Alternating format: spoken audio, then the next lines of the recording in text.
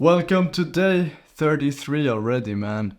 First and foremost, I want to thank you for watching this video. I saw that I just reached 14 subs on this channel and getting some views here and there. Which, it's not a lot compared to what a lot of people get, but like 14 people. I started with like 5, then my ex unsubscribed when I started making these videos. Then I went down to 4, and since then I've gained 10 subscribers. That's 10 people who looked at my channel, watched my video and said, hey, I like this guy. Click subscribe, and then spent precious time of their limited life watching my video. And that's insane. And so I just want to thank you right now for watching this video and giving me some time of your life. And I hope you enjoy these videos, maybe find some meaning in them, maybe find some value in them. Maybe you're watching this a few years down the line and trying to figure out how I became successful or something like that. But yeah, I just want to thank you. I'm truly grateful. So today I kind of wanted to talk about something a bit, personal to me, which is kind of a new age problem that I think you might also be struggling with if you're watching this video. And it's the middle class struggle, I like to call it. I don't define myself by social class, but basically, my whole life, I've been middle class, upper middle class. Grew up in a pretty nice house, both my parents were there. Of course, everyone has complaints about their parents. Maybe the relationships wasn't all sparks and rainbows, but my parents, they did their best, and I'm truly grateful for them for giving me everything I've got. And right now we just moved recently. I'm living in a big villa in the suburbs of capital city in Sweden. It's nice and safe here.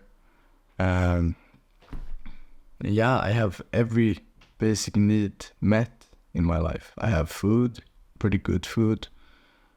I have water. I have a shelter. It's great, but it's great on a material level, on a physical level, but when you look at it from more of a psychological or spiritual level, letting myself become part of my environment would mean like that I have no struggle, which also means I have no growth, no evolution, which is where I was for a long time in my life. And I think we all have an innate desire to kind of grow and evolve. We're not really meant to be stationary, so to speak. Because, if you're stationary, if you're just as good today as you are tomorrow, if tomorrow you're just as good as you are today, that just means that you lost a day and you didn't gain anything, if that makes sense. You're just as good, but a bit older and a bit slower. So you gotta constantly evolve, and I think we all want that. But in this kind of middle class environment, you have all of your needs met, and I can lay in my bed and scroll TikTok all day, and I'm not gonna starve to death, so to speak. It's just not fulfilling.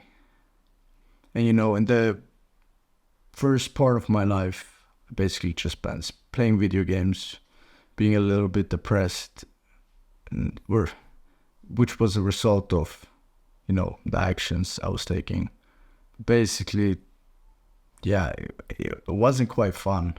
It was comfortable, but it wasn't quite fun. And I don't know what changed. I think it started with the gym. And I kind of found the joy in doing something different and making a change and growing. And I got into the gym when I was like 15. And there I embarked on my journey to bench 100 kilograms. That was my main overarching goal over my whole life. And I did at 16 years old. And that feeling is quite unmatched, honestly. And I think that's the feeling we all chase all the time. Not in the exact same area, but in a broader sense. And you don't get that when you live a normal, comfortable, middle-class life. So if you have had the same experience as me, if you grew up in a comfortable life, you're not from the trenches, you know, you have things to be grateful for, which everyone has, but you get my point, then I think you need to seek out some struggle and force your back against the wall. The first kind of thing like this that I did was setting a goal for myself to bench 100 kilograms before the end of the year. And the year was 16 years old. And yeah, I didn't quite succeed though, because I did it 1 or 2 months later because I had gotten sick, which had stunted my progress and everything. But that setting that deadline really lit a fire under my ass. And even after I missed that deadline, I still kept going, and I still had that fire under my ass. And that's the first time I really had pressure on me, if that makes sense. I never really had pressure on me in school because I always performed in school, but that was the first time I was like, oh shit, I gotta actually try now. And that's the things you need to seek. It sounds very cliche, like, oh, you need to challenge yourself. Yeah, sure, everyone knows that, but you need to actually challenge yourself, seek out some struggle, force your back against the wall. For example, the marathon I ran, you can go back a few videos on this channel and you'll find a video from me talking about that. But basically, I have no reason to go run a marathon. No reason, honestly. Like, it's not that I gotta go and get water from a well. I don't have to go chase deer to hunt it. Like, I just went out there to struggle for the glory, honestly, just to feel that glory, feel the act of achievement, feel the struggle, and just build evidence for my self-belief that I can truly do anything, really test my limits. And it's gonna sound, I don't know if, maybe this makes sense. Like, when I was running that marathon, when, you know, my knees were grinding down to bone, and my, you know, my hamstrings and calves were cramping, and I don't know how else to describe it. It was just very, very real. It was finally reality. It was do or die almost.